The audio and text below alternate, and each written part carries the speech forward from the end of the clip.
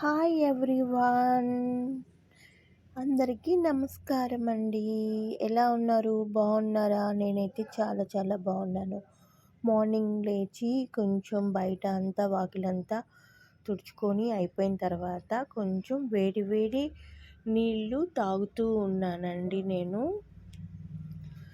వేడి నీళ్ళు తాగడం వల్ల మనకు ఆరోగ్యానికి చాలా అద్భుతమైన ఫలితాలు అయితే ఉన్నాయి. అందుకోసమే నేను కూడా వేడి నీళ్ళు తాగుతూ ఉన్నాను. వేడి నీళ్ళు తాగడం వల్ల మనం రాత్రుళ్ళు చాలా తక్కువ వేడి నీళ్ళు తాగుతాము, వాటర్ కూడా తక్కువే తాగుతాము. అందుకని ఉదయం లేయంగానే వాటర్ తాగడం వల్ల మనలో ఉన్న వ్యర్థ పదార్థాలన్నీ కూడా బయటికి వెళ్తాయి చెమట రూపంలో. ఆ చెమట రూపంలో వెళ్తాయి కాబట్టి ముందుగానే వాటర్ని తీసుకోవడం వల్ల మంచి ఫలితాలు అయితే పొందుకుంటాం. అలాగే రాత్రి పెరుగు తోడు పెట్టుకున్నానండి. అస్సలు నీళ్ళు చుక్క కూడా లేకుండా పెరుగు గడ్డగా వచ్చింది. తర్వాత అలాగే నిన్న దోశకి రుబ్బుకున్నాను, బాగా పొంగింది. సాల్ట్ కూడా వేసుకొని మొత్తం కలుపుకొని ఇప్పుడు దోశ కోసం అని చెప్పి నేను కొంచెం పక్కన పెట్టుకున్నాను. బిర్యానీ చేస్తున్నాను, మటన్ బిర్యానీ. అలాగే దోశలోకి పచ్చడి చేస్తున్నాను. పచ్చిమిరపకాయలు, కొబ్బరి, జీలకర్ర, కొంచెం వెల్లుల్లి కూడా వేసుకోవచ్చు, నేను వేసుకున్నాను. తర్వాత పెరుగు, ఈ 3 వేసుకొని మిక్సీ వేసుకుంటే అప్పుడు మనకు కొబ్బరి పచ్చడి రెడీ అయిపోతుంది. దానికోసమని తాలింపు, ఆయిల్ అన్నిటికీ ఒకటే ఆయిల్ వాడకూడదు అండి, మన ఆరోగ్యానికి మంచిగా ఉండదన్నమాట. నేను తాలింపు పెట్టేటప్పుడు సన్ఫ్లవర్ ఆయిల్ వాడతాను. పచ్చళ్ళకి, వేపుళ్ళకి, తర్వాత డీప్ ఫ్రైలకి అన్నిటికి కూడాను సన్ఫ్లవర్ ఆయిల్ వాడుతూ ఉంటాను. పులుసులకి వాటికి అన్నిటికి కూడా నేనైతే వేరుశనగ నూనె వాడతాను. అలాగే మ్యాగ్నేట్ చేసేటప్పుడు కూడా నేను నువ్వుల నూనె వాడతాను. అలా రకరకాల నూనెలు వంట చేస్తున్నప్పుడు వాడుతూ ఉంటే చాలా కూరలు కూడా చాలా టేస్టీగా చాలా బాగుంటాయి. ఎందుకంటే మన అమ్మమ్మలు, నానమ్మలు కాలం నుండి కూడా వాళ్ళు నూనెలు వేరుశనగ నూనె వాడతారు కాబట్టి పులుసు కూరల్లోకి, మటన్, చికెన్ కూరల్లోకి కూడా చాలా రుచికరంగా ఉంటుంది. అలాగే తాలింపు వేసాను. ఉల్లిపాయ కొంచెం వేగిన వెంటనే టేస్ట్ వస్తుంది. అలాగే నెయ్యితో కూడా మనం తాలింపు చేసుకోవచ్చు, కానీ ఇక్కడ ఏంటంటే ఒక స్పూన్ వేసి కలుపుతున్నాను అనమాట పచ్చడిలోకి. పచ్చడి కూడా రెడీ అయిపోయింది, దోశలు కూడా రెడీ అయిపోయింది. ఇంకా అందరికీ కూడా లంచ్ బాక్సులు కూడా ప్రిపేర్ చేశాను, పెట్టేయాలి. ఇంకా బిర్యానీ చేశాను కాబట్టి పెట్టేయాలి. ఇంకా పెరుగు పచ్చడి చేద్దామని చెప్పి వచ్చాను. పెరుగు పచ్చడి చేస్తూ ఉన్నప్పుడు మా వదినమ్మ ఊరి నుంచి వచ్చారనమాట, మమ్మల్ని చూడడానికని వచ్చారు. తను తీసుకురావడానికి మా వారు వెళ్ళారనమాట, వచ్చేసినట్టున్నారు. తర్వాత పెరుగు పచ్చడి రెడీ చేసేసి లంచ్ బాక్స్కి ప్రిపేర్ చేసేసి కాసేపు మా వదినంతో కూర్చొని కబుర్లు ఆడుకుంటూ కూర్చున్నాము. అలాగే మజ్జిగ కూడా చేశాను, వాళ్ళకి ఇచ్చాను, నేను తీసుకున్నాను. ఎండాకాలం కదండి, కొంచెం చలవ చేస్తుంది కదా అని.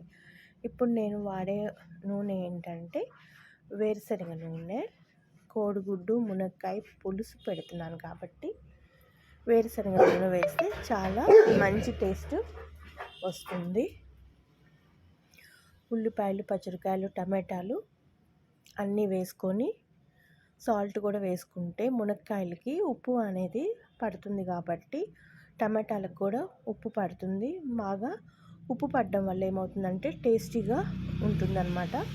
అందుకోసం అని చెప్పేసి బాగా మగ్గనివ్వాలి. టమాటా ఉడికింది అనుకున్న టైంలో కొంచెం పసుపు వేసుకున్నాను. ప్రతి కూరలు కూడా పసుపు కొంచెం ఎక్కువగా వేసుకుంటే బాగుంటుంది. పసుపు, కారం వేసి అది మగ్గుతూ ఉన్న టైంలో బెడ్రూమ్ అంతా కూడా సర్దేసుకున్నానండి. మాది 3 బెడ్రూమ్స్. దానిలో ఒక బెడ్రూము మీకు చూపించాను. ఆ తర్వాత మళ్ళా కొంచెం సాల్ట్, పసుపు ఇవన్నీ కూడా వేసుకొని మళ్ళీ ఒక్కసారి బెడ్రూమ్ అంతా సర్దేశాను కదా, ఒకసారి మళ్ళీ చూసుకొని మళ్ళీ వచ్చి మళ్ళీ మొత్తం అంతా కూడా కలిపేసుకున్నాక చింతపండు పులుసు వేసుకున్నాను. చింతపండు పులుసు బాగా ఉడకాలి. పొంగు వస్తున్న టైంలో కోడిగుడ్లన్నీ ఉడకపెట్టుకున్నవన్నీ కూడా వేసాను. కొబ్బరి పాలు కూడా వేసేసి మొత్తం కలిపేసుకోవాలి. ప్రతి కూరలో కూడా నేను ఎక్కువగా కొబ్బరి పాలు యూస్ చేస్తాను. ఒక 2 స్పూన్లు 3 స్పూన్లు కొబ్బరి నూనె వేస్తాను. ఏ కూరని బట్టి ఆ కూరకి కొబ్బరి పాలు వేస్తాను, లేదంటే ఫ్రెష్ క్రీము వేస్తూ ఉంటాను. ఫైనల్గా అయిపోయింది కూర. కొత్తిమీర కరివేపాకు చల్లుకున్నాను.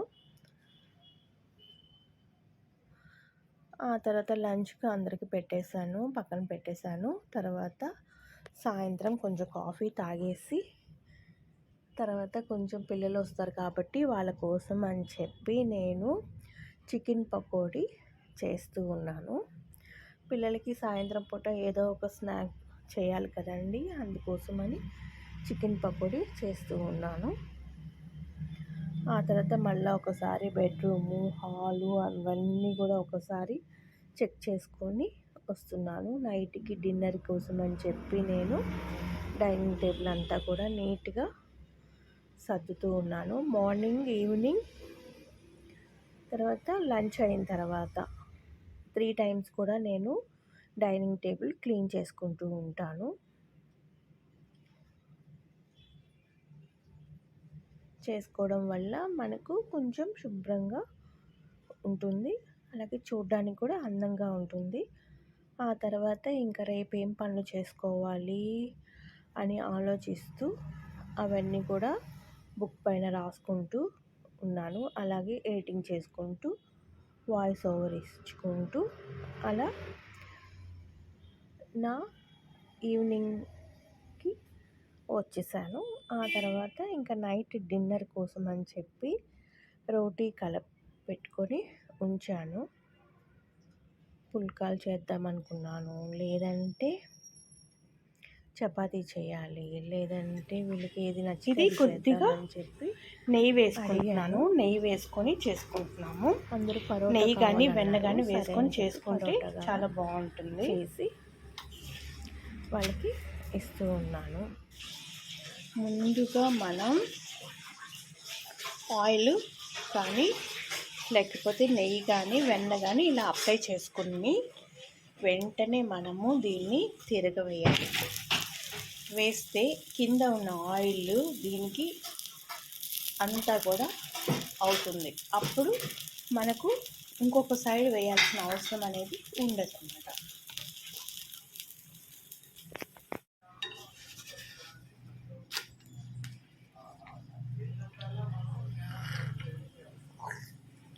ఇది నెయ్యి కానీ వెన్న కానీ మనం ఇలాగా అప్లై చేసుకోవచ్చు.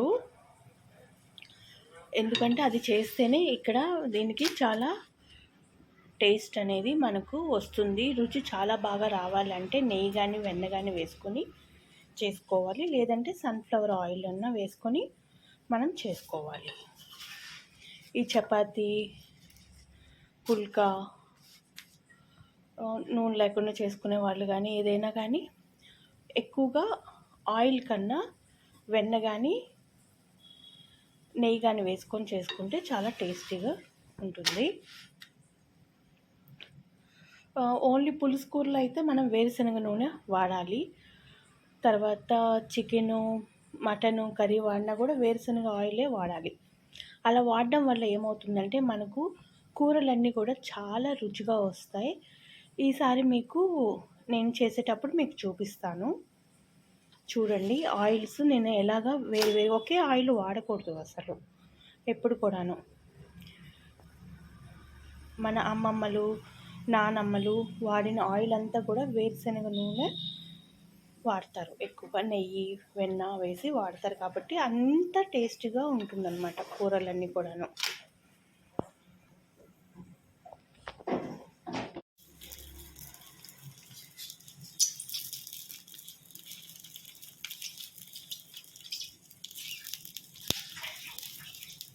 వీటికి ఎప్పుడు కూడా మనం చపాతీ కానీ పుల్కాలు కానీ రోటీ కానీ ఏం చేసినా కూడా దీనికి నెయ్యి కానీ వెన్న కానీ వేసుకొని కాల్చుకోవాలి.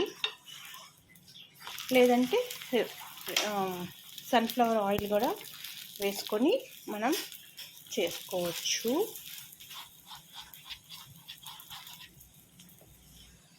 ఎందుకంటే వేరుశనగ నూనె వేస్తే కొంచెం స్మెల్ అనేది ఎక్కువగా వస్తూ ఉంటుంది కాబట్టి వీటికి వేసుకోవాల్సిన అవసరం లేదు.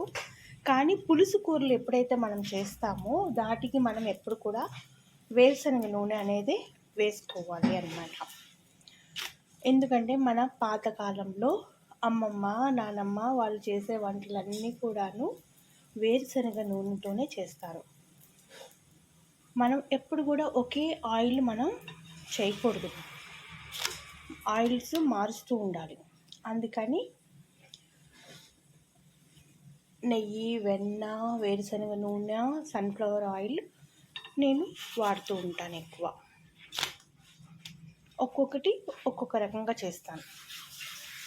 సన్ఫ్లవర్ ఆయిల్తో వేయించడాలు, తర్వాత టిఫిన్లు అవన్నీ కూడా సన్ఫ్లవర్ ఆయిల్తో చేస్తాను. తర్వాత వేరుశనగ నూనె అంతా పులుసు కూరలు మటన్ కర్రీస్లో వాటిలో వాడతాను.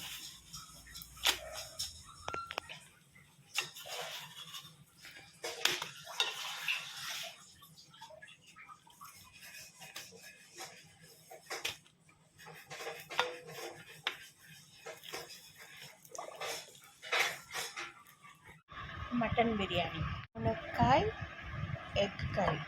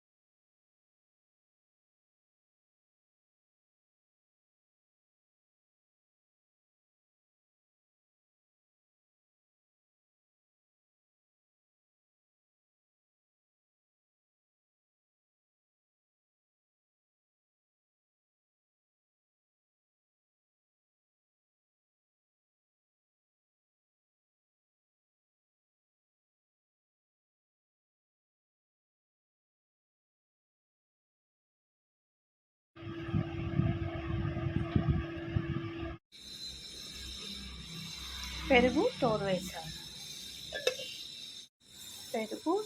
వేసాను.